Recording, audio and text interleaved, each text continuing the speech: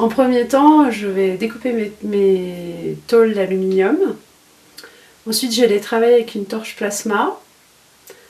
Donc c'est ce qui va faire des découpes comme ça, ou enfin, soit je brûle la tôle, soit je la découpe pour la mettre en forme.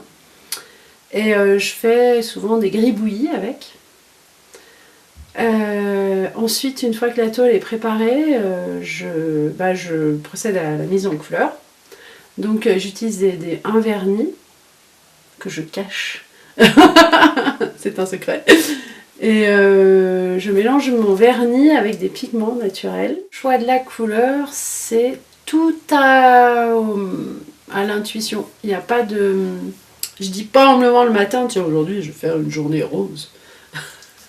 Non, non, c'est je sors mes pots et vraiment je me laisse guider sans mentaliser mon choix de couleur. Donc parfois j'ai des surprises. Et après je procède à des mises en couleur sur, comment dirais-je, en multicouches comme un millefeuille sur plusieurs jours. D'où le principe de la cuisine. Et au final je vais gratter ces couches de couleurs de lac pour faire un jeu de couleurs entre les anciennes et les nouvelles. Ensuite, je fais plusieurs couches de vernis par-dessus pour donner la profondeur aux couleurs. Et si tout va bien, le tableau est terminé.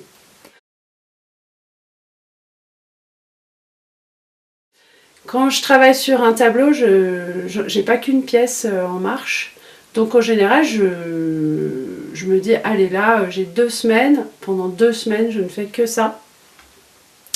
Et donc je viens à l'atelier, je repars. Enfin, c'est pas comme un tableau à l'huile où on reste des heures sans bouger à mettre des notes de couleur. Là, il y a un temps de séchage, ce qui fait que le travail est complètement différent.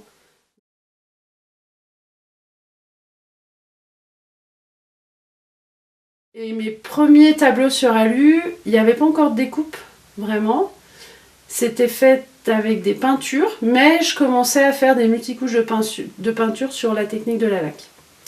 Après, ça a motivé un voyage en Chine, où c'est un des pays où on fait encore la laque traditionnelle. Donc je me suis dit, allez, je pars. Bon, il y avait une raison intime qui m'a amenée là-bas aussi, et cette raison de travail. Et en fait, pendant 3 semaines de recherche, on m'a finalement dirigée sur l'atelier des Beaux-Arts de Shanghai. Et alors là, ça a été génial parce que j'ai rencontré une étudiante qui était en fin d'apprentissage. Je crois que ça faisait 5 ans qu'elle était aux Beaux-Arts dans l'atelier de lac. Et elle m'a tout montré, expliqué, on a fait des choses ensemble. Elle m'a vendu du vernis qu'ils utilisent là-bas pour faire leur lac. Vraiment là j'ai pu comprendre plus intimement comment ça marchait. Et ensuite quand je suis arrivée en France, j'ai commencé à faire mes recherches. Je pense que j'ai mis plusieurs mois à me faire une technique qui n'est pas du tout une technique traditionnelle, mais qui s'apparente à la laque sur beaucoup de principes, et en même temps qui me laisse une grande liberté comme dans une peinture plus contemporaine.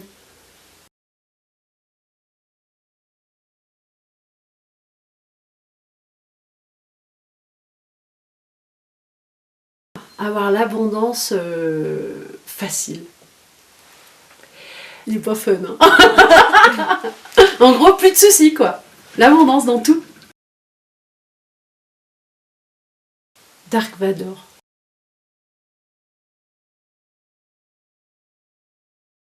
J'irai dans le futur sur une autre planète.